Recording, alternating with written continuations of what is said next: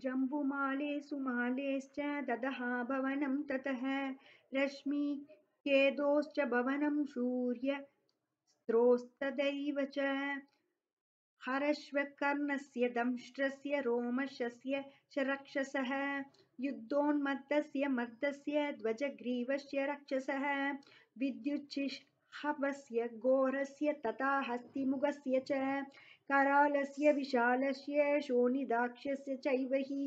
कुम्भकर्णस्य भवनं मगाराक्षस्य चैव हि यज्ञशत्रोश्च भवनं ब्रह्मस्तोरोस्तदैव च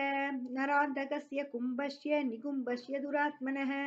वर्जयित्वा महातेजा विभीषणगृहं प्रति कर्ममाण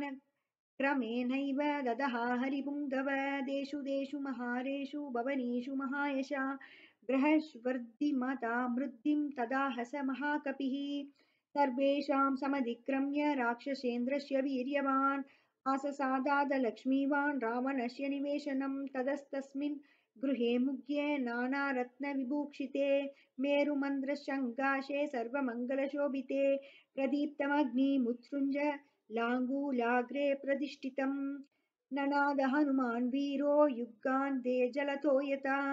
स्वशनेन सशं योगा अदितिवेगो महाबलः।